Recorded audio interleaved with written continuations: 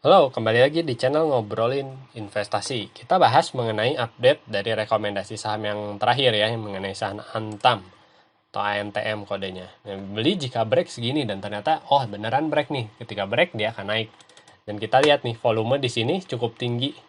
Nah, berarti menarik banget nih untuk dibeli. Cuman pertanyaannya apakah kalian ingin menjualnya atau tidak gitu. Kalau memang kalian mengikuti aturan kemarin, beli jika break di sekitar 2400-an, sekarang harganya ada di 2580, mungkin kalian udah untung 7%, kan lumayan tuh. Sebelum seminggu udah 7% untungnya gitu. Tapi yang mau gue bahas kali ini adalah pertanyaan, apakah investasi untuk cryptocurrency jangka panjang itu baik atau tidak gitu.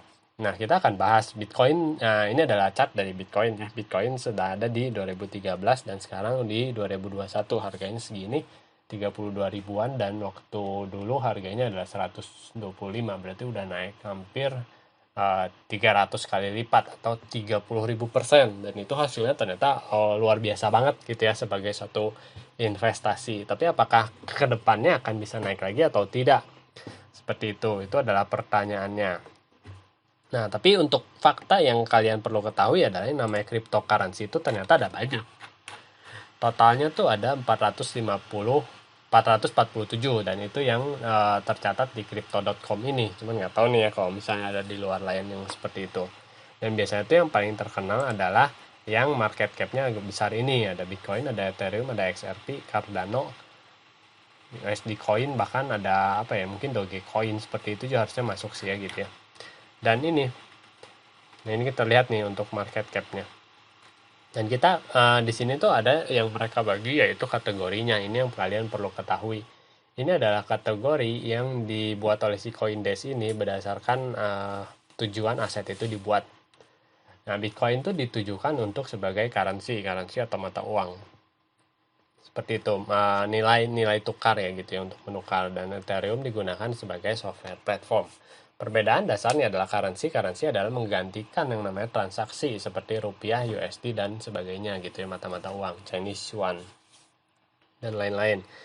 Sedangkan yang namanya software platform itu tuh seolah-olah mereka mempunyai software untuk membuat sesuatu gitu. Misalnya kadang ada beberapa game yang harus dibuat berdasarkan software platformnya Android gitu, atau misalnya iOS itu kalau di handphone. Nah, seperti itu. Dan Ethereum tuh ada tujuannya seperti itu. Nah, tapi kita akan bahas mengenai Bitcoin ya.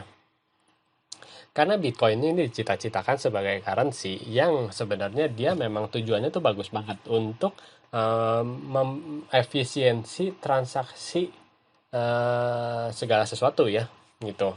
Dan beberapa perusahaan sudah menerima transaksi dengan Bitcoin. Nah, tapi sebenarnya kan yang banyak, karena setiap transaksi itu tuh akan ada yang namanya biaya penengah, dan biasanya tuh di ininya sama bank gitu kan. Dan ketika ada transaksi di luar negeri gitu, misalnya antara Indonesia dan Amerika, itu kan cukup banyak yang namanya biaya-biaya transaksi seperti itu. Dan Bitcoin pada awalnya ditujukan adalah untuk seperti itu. Jadi dia akan sebagai sebutnya ya kan, uang masyarakat gitu ya kalau Robert Kiyosaki bilang. Jadi Bitcoin itu cita-citanya digunakan oleh masyarakat seluruh dunia sebagai transaksi. Jadi tidak akan ada namanya selisih kurs dan lain-lain gitu, dan biaya yang lain-lain gitu. Karena yang namanya Bitcoin ketika langsung transaksi ya transaksi gitu, it's beres dan tidak ada biaya apapun gitu. Nah, tapi pertanyaannya apakah itu bisa terjadi di masa depan? Gitu. Nah, itu akan yang kita bahas di video-video berikutnya. Terima kasih.